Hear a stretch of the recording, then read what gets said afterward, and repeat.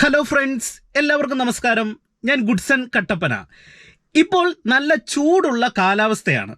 ചൂടുള്ള കാലാവസ്ഥയിൽ വാഹനത്തിൽ കയറി കഴിഞ്ഞാൽ ഉടൻ തന്നെ വാഹനം സ്റ്റാർട്ട് ചെയ്ത് എല്ലാവരും ചെയ്യുന്ന ഒരു രീതി എന്ന് പറയുന്നത് AC ഓൺ ആക്കിയതിന് ശേഷം നല്ല സ്പീഡിൽ AC ഇടുന്ന ഒരു രീതി പലരും ചെയ്യാറുണ്ട്. എന്നാൽ നിങ്ങളുടെ ശരീരത്തിന് ഇത് ദോഷകരമായി ബാധിക്കുന്നുണ്ടെന്ന് നിങ്ങളിൽ എത്ര പേർക്കറിയാം? നമ്മുടെ കാലാവസ്ഥ മാറുന്നതിനനുസരിച്ച് തന്നെ നമ്മളുടെ വാഹനത്തിൽ AC ക്രമീകരിക്കുമ്പോൾ നമ്മൾ ശ്രദ്ധിക്കേണ്ട ചില കാര്യങ്ങളുണ്ട്. പല വാഹനം ഓടിക്കുന്ന ആൾക്കാർക്കും ഇതിനെക്കുറിച്ച് കൃത്യമായിട്ടുള്ള ഒരു ധാരണയില്ല. പലരും തന്നെ വളരെ റോങ് ആയിട്ടുള്ള മെത്തേഡിൽ AC ഉപയോഗിക്കും. അത് മുഖാന്തരം നിങ്ങൾക്ക് വളരെയധികം ശാരീരിക പ്രശ്നങ്ങൾ ഉണ്ടാകാനായിട്ടുള്ള സാധ്യതയുണ്ട്. അതുകൊണ്ട് ചൂടുള്ള കാലാവസ്ഥയിൽ ഒരിക്കലും വണ്ടിയിൽ കയറിയാൽ ഇങ്ങനെ AC ഇടരുത്. നിങ്ങൾ AC കറക്റ്റായിട്ട് ഉപയോഗിക്കേണ്ട ഒരു മെത്തേഡാണ് നിങ്ങളുമായിട്ട് പങ്കുവെക്കുന്നത്. ഈ വീഡിയോ നിങ്ങൾക്ക് പ്രയോജനം ചെയ്യും. ഉപകാരപ്പെട്ടെങ്കിൽ പരമാവധി വീഡിയോ നിങ്ങൾ വാഹനം ഉപയോഗിക്കുന്നവർക്കും പഠിക്കുന്നവർക്കും ഒക്കെ വീഡിയോ ഷെയർ ചെയ്ത് കൊടുക്കുക. ചാനൽ സബ്സ്ക്രൈബ് ചെയ്തിട്ടില്ലെങ്കിൽ സബ്സ്ക്രൈബ് ചെയ്തൊന്ന് സപ്പോർട്ട് നൽകുക. നമ്മുടെ വാഹനത്തിൽ ചൂടുള്ള കാലാവസ്ഥയിൽ നമ്മൾ വാഹനത്തിലേക്ക് കയറി ഡയറക്റ്റ് ഫുൾ സ്പീഡിൽ AC ഇട്ട് കഴിഞ്ഞാൽ നമ്മളുടെ ശരീരത്തിന് വരുന്ന മാറ്റം എന്താണ്? നിങ്ങൾക്ക് ഈ ഒരു കാര്യം ഇങ്ങനെ സംഭവിച്ചിട്ടുണ്ടാവും. ഉണ്ടെങ്കിൽ നിങ്ങൾ കമൻറ്റ് ബോക്സിൽ ഒന്ന് എഴുതിയിടുക. ഇത് ചെറിയൊരു കാര്യമായിട്ട് നിങ്ങൾക്ക് ഒരു പക്ഷെങ്കിൽ തോന്നും. എന്നാൽ ഇത് ചെറിയ കാര്യമല്ല. ഇത് നിസ്സാരവൽക്കരിക്കാതെ നിങ്ങൾ ഈ ഒരവസ്ഥ നിങ്ങൾക്ക് ഉണ്ടാകുന്നുണ്ടെങ്കിൽ ജസ്റ്റ് കമൻറ്റ് ബോക്സിൽ എഴുതിയിടുക. അതായത് നല്ല ചൂടുള്ള കാലാവസ്ഥയിൽ നമ്മൾ പുറത്തുനിന്ന് വാഹനത്തിലേക്ക് കയറുന്നു. നമ്മുടെ ശരീരം വേർതിരിക്കുന്നു. നല്ല ചൂടുള്ള ഒരു അവസ്ഥയാണ്. അപ്പോൾ നമ്മൾ വാഹനത്തിൽ കയറിയിട്ട് എന്ത് ചെയ്യും? AC ഓണാക്കും. വണ്ടി സ്റ്റാർട്ട് ചെയ്തിട്ട് AC ഓണാക്കും. AC ഓണാക്കുന്ന സമയത്ത് നമ്മുടെ ശരീരം പെട്ടെന്ന് തണുക്കുന്നു. ശരീരത്തിൻ്റെ താപനിലയിൽ പെട്ടെന്നൊരു വ്യത്യാസമാണ് വരുന്നത്. അപ്പം നമ്മൾ ഇങ്ങനെ AC ഉപയോഗിക്കുന്ന സമയത്ത് ഡയറക്റ്റ് ഈ ACയുടെ കാറ്റ് നമ്മളുടെ തൊണ്ടഭാഗത്ത്, മൂക്കിൽ, കണ്ണിലൊക്കെ അടിക്കുന്ന സമയത്ത് ഡ്രൈ ആകുന്ന ഒരു പ്രശ്നം വരും. അപ്പോൾ ഇതിൻ്റെ പ്രധാനപ്പെട്ട ഒരു റീസൺ എന്ന് പറയുന്നത് നമ്മൾ ചൂടുള്ള കാലാവസ്ഥയിൽ ഡയറക്റ്റ് AC ഇടുന്നത് കൊണ്ടാണ്. അപ്പം നമ്മൾ എങ്ങനെയാണ് അപ്പം ഈ ഒരു പ്രശ്നം വരാതെ നമുക്ക് ശരിയായ രീതിയിൽ AC ഇടേണ്ടത്?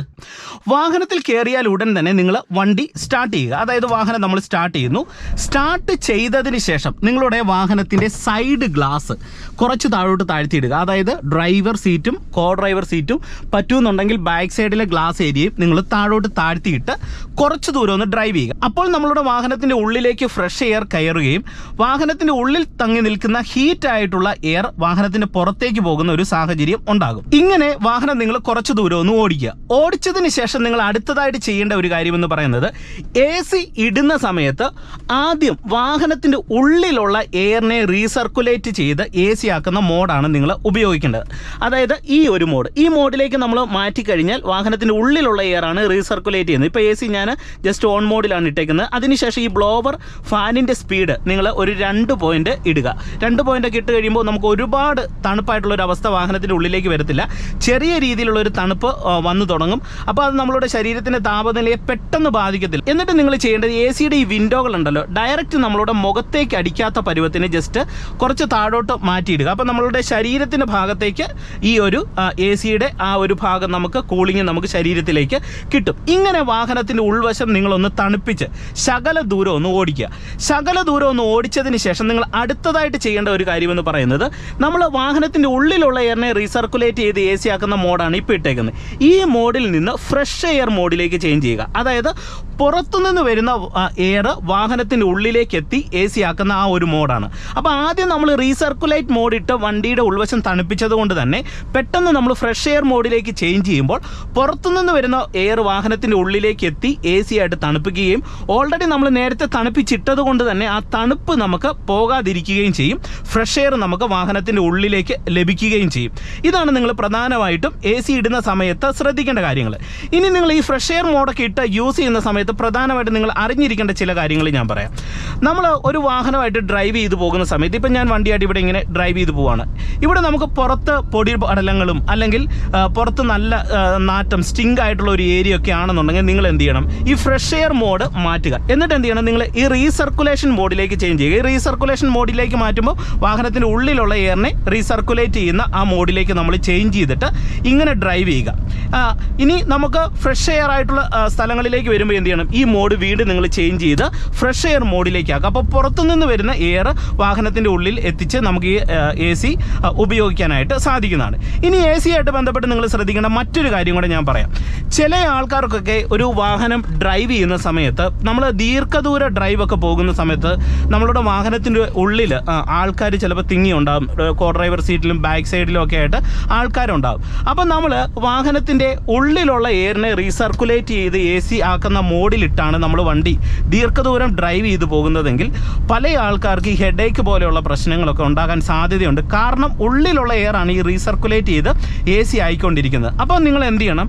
നിങ്ങൾ ചെയ്യേണ്ടത്, അങ്ങനെയുള്ള സാഹചര്യം വരുമ്പോൾ ഫ്രഷ് എയർ നമുക്ക് ലഭിക്കുന്നുണ്ടെങ്കിൽ നിങ്ങൾ ഫ്രഷ് എയർ മോഡിലേക്ക് മാറ്റിയിട്ടുകൊണ്ട് വണ്ടി ഡ്രൈവ് ചെയ്യുക. അപ്പോൾ നിങ്ങൾക്ക് ആ ഒരു പ്രശ്നം ഒരു പരിധിവരെ നിങ്ങൾക്ക് ഒഴിവാക്കാനായിട്ട് സാധിക്കും. പിന്നെ നിങ്ങൾ ശ്രദ്ധിക്കേണ്ട ഒരു കാര്യം എന്ന് പറയുന്നത്, നമ്മൾ വണ്ടി ഡ്രൈവ് ചെയ്ത് പോകുന്ന സമയത്ത് കഠിനമായിട്ട് ചൂടോ മറ്റു കാര്യങ്ങളോ ഒന്നും വാഹനത്തിലില്ല, നമുക്ക് വലിയ പ്രശ്നമില്ലെങ്കിൽ നിങ്ങൾ ഗ്ലാസ് പരമാവധി താഴ്ത്തിയിട്ട് നോർമൽ എയർ ശ്വസിച്ചുകൊണ്ട് തന്നെ ഡ്രൈവ് ചെയ്യുന്നതാണ് നല്ലത്. AC നമ്മൾ അത്യാവശ്യ ഘട്ടങ്ങളിൽ മാത്രം യൂസ് ചെയ്യുക. അങ്ങനെ ഒരു ശീലം കൂടെ കൊണ്ടുവരുന്നതും നല്ലതാണ്. ചില ആൾക്കാർ വാഹനത്തിൽ കയറി കഴിഞ്ഞ് കഴിഞ്ഞാൽ AC ഇട്ടുകൊണ്ട് ഓടിക്കുന്നവരുണ്ട്. അതായത് കാലാവസ്ഥ വലിയ ചൂടൊന്നും കാണില്ല, എന്നാലും AC ഇട്ട് ഡ്രൈവ് ചെയ്യുന്നവരുണ്ട്. നമ്മൾ അങ്ങനെയുള്ള ശീലങ്ങൾ ഒഴിവാക്കുക. നമുക്ക് അത്യാവശ്യം വലിയ പ്രശ്നങ്ങളില്ലെങ്കിൽ നമ്മൾ പരമാവധി നോർമൽ കണ്ടീഷനിൽ തന്നെ നമ്മൾ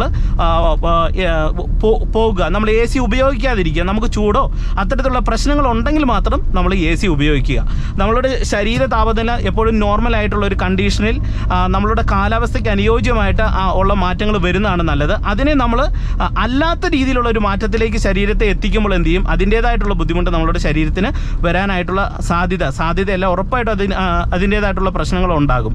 അതുകൊണ്ട് ഈ ഒരു കാര്യം ശ്രദ്ധിക്കുക. അപ്പോൾ ഇന്നത്തെ ഈ ഒരു വീഡിയോ നിങ്ങൾക്ക് പ്രയോജനം ചെയ്തെന്ന് വിശ്വസിക്കുന്നു. വീഡിയോ ഉപകാരപ്പെട്ടെങ്കിൽ കൂട്ടുകാർക്കായി ഷെയർ ചെയ്യുക. ഒപ്പം തന്നെ ചാനൽ സബ്സ്ക്രൈബ് ചെയ്യാത്തവരുണ്ടെങ്കിൽ സബ്സ്ക്രൈബ് ചെയ്തിടുക. ഈ വിഷയത്തെക്കുറിച്ച് ഇതിൽ കൂടുതൽ അറിവുകൾ നിങ്ങൾക്കുണ്ടെങ്കിൽ തീർച്ചയായിട്ടും അത് നിങ്ങൾ കമൻറ്റ് ബോക്സിൽ എഴുതിയിടുക. അടുത്തൊരു വീഡിയോയിൽ ഞാൻ ആ കാര്യം കൂടെ നിങ്ങളുമായിട്ട് പങ്കുവെക്കുന്നതാണ്. വീണ്ടും നമുക്ക് നാളെ മറ്റൊരു അറിവുമായിട്ട് കാണാം. Okay, by.